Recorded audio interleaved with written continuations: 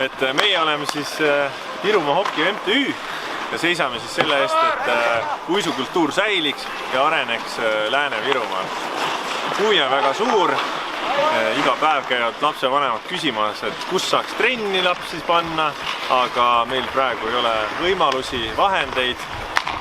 Oleme värske mittetulundusühing ja siis koostöös Rakvere spordikeskusega üritame siis leida viisid ja vahendid, kuidas me saaksime siis Rakverre sellise jätkusuutliku jää.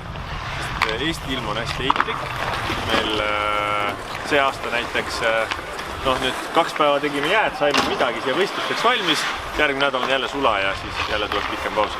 Et ootame väga palju toetajaid, sponsoreid meiega liituma. Eesmärk on suur, me tahame, et meil oleks noorte võistkond, kes esindaks Rakvere, Lääne-Virumaa Eesti meistrivõistlustel.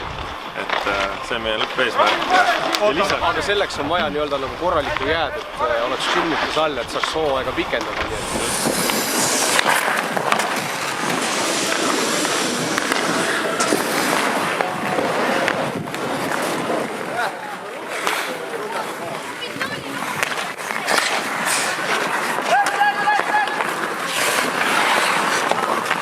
Kuidas siis siuke võistlus siin täna toimuma sai?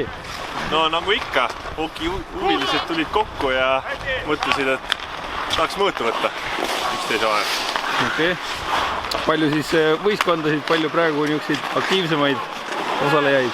No meil on, kui me eksi, 7 võistkonda, isegi üks võistkond tuli Kohtla-Järvest kohale, on algajad, aga teised on kõik vanad mängijad siin piirkonnas.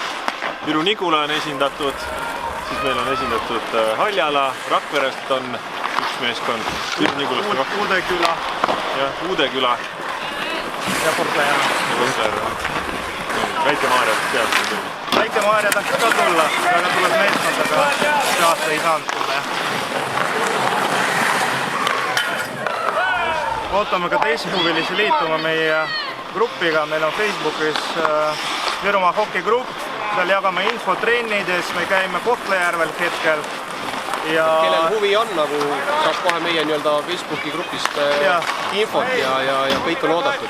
Kõik algajad, kes ei oska uisutada, kõik on oodatud. Nii et aitame varustusega ka vajadusel ja nii. Ja ootame ka teisi huvilisi, kes oma tegudega tahavad appi tulla. Seesama jääpuhastuse tegemine, et meie siin 3-4 inimest käime öösil oma vabast ajast tegemas, et lapsed saaksid uisutada, et väga äge, kui lapsed saavad jää peale ja tulevad huvi selle vastu. See on seda kõike väärt, sellepärast, et kui me trenni ära teeme, siis kui külm on, toimuvad trennid siinsamas Rakvere spordikeskuse kõrval ja hästi palju lapsi on just, me keskendume lastele ja pärast trenni vaatad, kuidas lastel silmad säravad ja see on seda väärt, selle nimel me töötame. Lähim aastaringne on Kohtla-Järve, aga ta ei ole ka aastaringne, kui ta on kunstjää, mis on selles suhtes, ütleme, septembrist aprillini on seal stabiilne jää, stabiilselt saab trennis käia ja väga head tingimused. Siia kanti oleks ka tarvis, jah? Ütleme nii, et Lääne-Virumaa on ainus maakond, kellel ei ole selles suhtes iseseisvumistest alates mitte mingist investeeringuid ja panust uisukultuuri. Me oleme ainus maakond, kellel ei ole mitte ühtegi korralikku väljakut. On Uudeküla, aga seal on omad nüansid ja sellist rahvale mõeldud, lastele keskendutud tegevust kahjuks ei ole ja seda me nüüd tahamegi teha. Tahame linnaisadega maha istuda ja maakonna vanematega, et paneme kamba peale siis pead kokku. Lääne-Virumaal 70 000 inimest, üks kunstjää väljak, sama. Ja samas ka ise laste isadena tahame hokit mõnuga mängida, nii et kaasata lapsi sinna juurde. Lapsed käivad ka meestega koos trennis. Nagu täna siin võistlust tegi. Just. Väiksemaid ja suuremaid. Et kedagi ei tõugata kõrvale, et ka naiste rahvad, kellel huvi on, tulge peale. Tulge hokit mängima. Virumaa hoki! Super. Ühe võttega.